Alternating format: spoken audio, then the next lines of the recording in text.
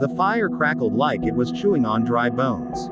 Its orange glow flickered across a circle of faces deep in the woods, where the trees stood too still and too close, as if they were listening. You could smell smoke, melted sugar from s'mores, and the faint sweetness of chocolate slowly collapsing between graham crackers.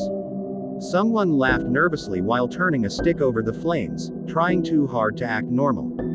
But nothing about this night felt normal. The campsite was supposed to be fun. Just a group of friends, a bonfire, stories, music, and s'mores under the open sky.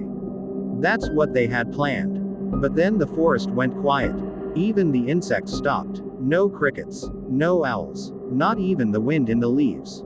Just the fire. And the stories. Okay. One of them said, forcing a smile, my turn.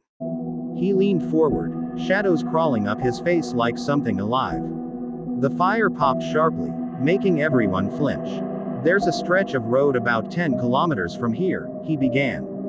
People say if you drive it at night, you'll see someone standing in the middle of the road. A woman, barefoot, soaking wet, even when there's no rain. Someone snorted, trying to laugh. But no one actually laughed. The storyteller continued. They say if you stop, she doesn't move. She just stares at you. And if you roll down your window, just a little, she asks you one question. The fire dipped lower for a second, like it was listening too. And what's the question? Someone whispered. He smiled, but it didn't reach his eyes. She asks, have you seen my child? A branch snapped in the forest. Every head turned at once. Nothing there. Just trees. Dark. Still. The fire popped again, louder this time. Someone cleared their throat and quickly grabbed a roasted marshmallow, stuffing it into a s'more like they could block the feeling growing in their chest. Okay. Okay, another voice said, too fast. My turn. This one's worse. Nobody asked him to stop. That was the problem. People always say stop, but they never mean it. He leaned closer to the fire. There's a cabin in these woods, he said. Old one. No one goes there anymore. But hikers sometimes find it by accident. The flames twisted, throwing long shadows that looked like fingers across the ground. And when they do, they say there are already people inside.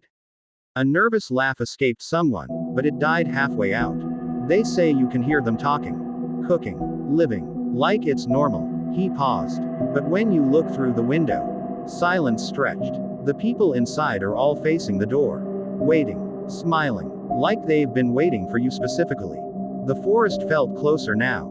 Smaller. The fire suddenly flared up, then settled again, like a breath.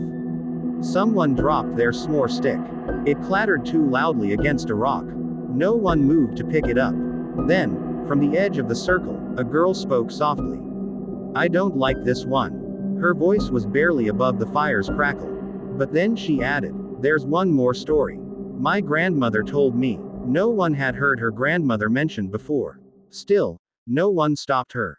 The firelight danced across her face as she stared into it. They say if you sit around a campfire deep enough in these woods, she said slowly, and you tell enough scary stories. The wind picked up, just slightly. Something starts listening. Not from the trees. Not from the dark.